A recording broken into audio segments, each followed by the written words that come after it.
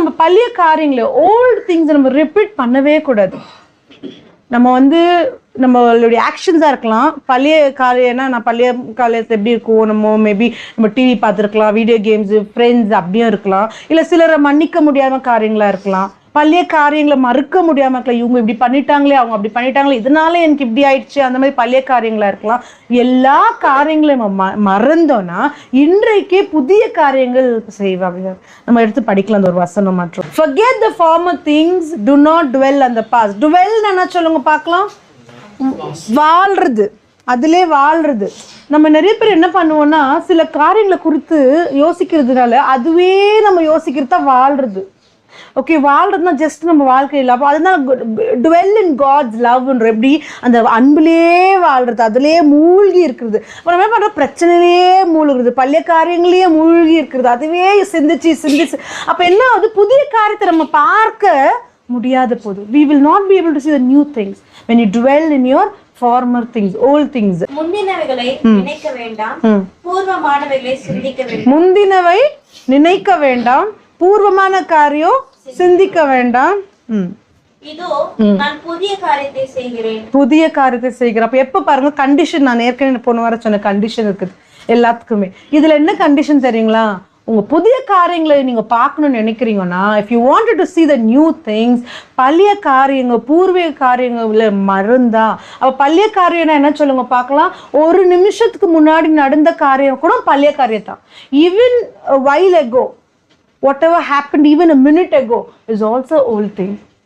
பழைய காரியங்களை நீங்க அப்படியே ஃப்ளஷ் அவுட் பண்ணினே இருந்தீங்கன்னா புதிய காரியங்களை நம்ம பார்ப்போம். என்னன்னு இருக்குது, இன்றைக்கே பார்ப்போம். படிமாது இப்பொழுதே அது தோன்றும், இப்பவே அது நடக்கும். நீங்கள் அதை அறியீர்களா? நான் வனாந்தரத்திலே வழியையும் அவாந்தர வெளியிலே ஆறுகளையும் உண்டாக்குவேன். Praise God. இது என்ன ஒரு பவர்ஃபுல்லான வேர்ட். வனாந்தரத்துல வழி. ஸோ நம்மளோட நிலைமை இன்னைக்கு வில்டர்னஸ் மாதிரி இருந்தாலும், நம்ம இன்னைக்கு if my house is in wilderness today, my situation is in wilderness today, அப்ப ட்ரை லேண்ட் மாதிரி ஆயிருந்தாலும் அங்க நான் என்ன பண்ணுவேன், என்ன இருக்குது,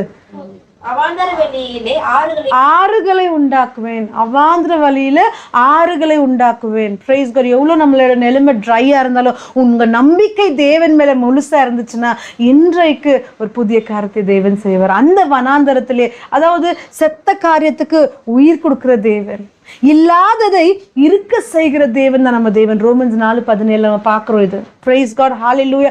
அதே மாதிரி ஏப்ரஹாம் லோத் நம்ம பார்க்கிறோம்.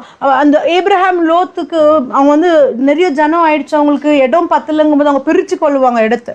அப்போ லோத்து சொல்றாரு, ஏப்ரஹாம் நீ ஃபர்ஸ்ட் உனக்கு என்ன வேணுமோ நீ எடுக்கணும். லோத்து நல்ல பச்சை பசேர்னு இருக்கிற இடத்த, அப்படியே என்ன சொல்றது, நல்ல தண்ணியெல்லாம் இருக்கிற நல்ல இடத்த பார்த்து அவர் சூஸ் போயிடுவாரு. விட்டு போற நிலம் ஏப்ரஹாம்க்கு எது தெரியுங்களா? ட்ரை லேண்ட், முறுமுறுப்பே இல்லாம அவர் அந்த நிலத்தை எடுத்துட்டு போவார். ஆனா லோத் எடுத்த இடம் என்ன ஆயிடுச்சு, இன்னைக்கும் புல்லு கூட மொழிக்காத அளவுக்கு அது ஆண்டவர் அழிச்சு போட்டார். அன்னைக்கு ஏப்ரஹாம் அந்த ட்ரை லேண்டை சூஸ் பண்ணாரு. அப்புறம் அது என்னவா மாறுச்சு, பசுமையான வயல்வெளியா, பசுமையான. அது மாதிரி நம்ம நிலைமை இன்னைக்கு ட்ரையா இருந்தாலும், எனக்கு ஒரு நாள் ட்ரையா இருந்துச்சு, என் வாழ்க்கையில தலையெடுக்க வேணான்னு தெரியாம ஒரு நிலைமை இருந்துச்சு. ஆனா ஆண்டவர் அந்த வில்டர்னஸ், அந்த ட்ரை லேண்டை இன்னைக்கு பச்சை பசேர்னு என்ன சொல்ல வயல்வெளியாக மாற்றினார் தேவன். அந்த ஒரு வனாந்தரத்துல தண்ணி வர செய்தார். நம்ம நிலைமை இன்னைக்கு ட்ரையா இருந்துச்சுன்னு ஃபீல் பண்ணாம, எந்த ஏரியால இருந்தாலும் சரி, உங்களுடைய வேலை மேலையா இருந்தாலும் சரி, ஃபினான்ஸா இருந்தாலும் சரி, ஹெல்த்தா இருந்தாலும் சரி, கடனா இருந்தாலும் சரி, இன்னைக்கு ட்ரையா எப்படிடா இது நடக்கும், எப்படி எனக்கு வரும், ஒரு சப்போர்ட்டும் எனக்கு இல்லை, ஒரு பேக்ரவுண்ட் சப்போர்ட்டும் இல்லை நீங்க நினைக்கலாம். ஆனா அங்கதான் தேவனுடைய அற்புதத்தை காண செய்வார். பிரைஸ் காட், ஹalleluya.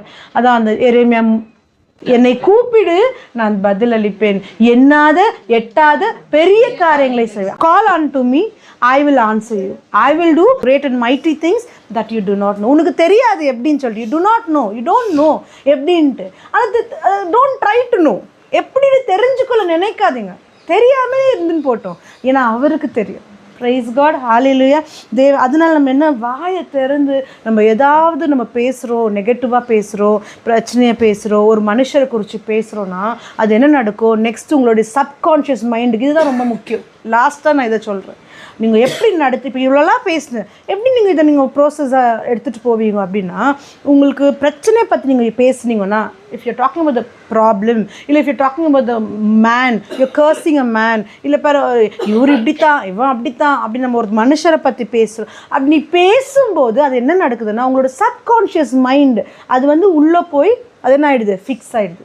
சப்கான்ஷியஸ் மைண்டில் அது போகும்போது ஆட்டோமேட்டிக்காக அது எங்கே போகுதுன்னா ஹார்ட்டில் போகுது. ஸோ நெகட்டிவ் டாக்ஸ் நீங்கள் பேசினா இது என்ன ஆகிடுது, சப்கான்ஷியஸ் மைண்டில் போய் ஃபிக்ஸ் ஆகுறதுனால நெக்ஸ்ட் என்ன ஆகுது, இதயத்துக்கு போகுது. அது இதயத்தில் போகிறதுனால உங்களுடைய ஹார்ட்டு தான் உங்களோட லைஃப்பை கவர்ன் பண்ணுது, நிர்ணயிக்குது, நடத்துது. Your heart governs your life. அப்போ எப்போ நீ பேசுகிற காரியம் கோஸ் இன்டு யுவர் சப்கான்ஷியஸ், உள்ளே அந்த மைண்டுக்கு போகுதோ அது உங்கள் இதயத்துக்கு போகும். அது போன மாத்திரத்தில் அதுதான் உங்கள் வாழ்க்கையில் நடக்கும்.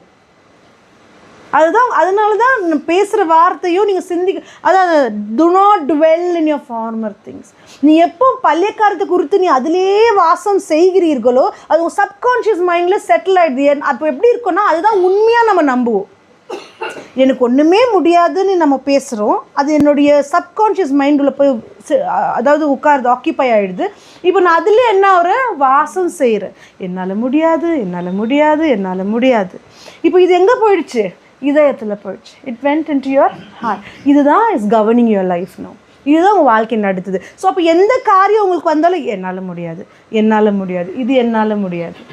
அப்போ உங்களுக்கு என்ன வேணுமோ நீங்கள் பேசுனீங்கன்னா அது உங்கள் மைண்டில் போகும், சப்கான்ஷியஸ் மைண்டில்.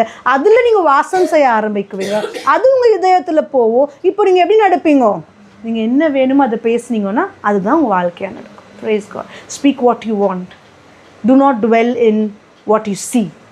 நீங்கள் என்ன பார்க்குறீங்களோ அதை வாசம் செய்யாதீங்க, நீங்கள் என்ன வேணுமோ அதில் வாசம் செய்யுங்க. அப்போ நீங்கள் அந்த அந்த அந்த விடுதலையோ அந்த விளைவுகளை கான்சிக்வன்ஸை பார்க்கணும். Praise God. Hallelujah. Thank you Jesus. இன்றைக்கி பயத்தின் ஆவியை தேவன் கொடாமலும் தைரியத்தின் ஆவியை கொடுத்துருக்கார். அதனால் பயத்தின் விளைவுகள் எல்லாம் நெகட்டிவாக இருக்கும், விசுவாசத்தின் விளைவுகள் விக்டரியை கொடுக்கும், ஜெயத்தை கொடுக்கும்.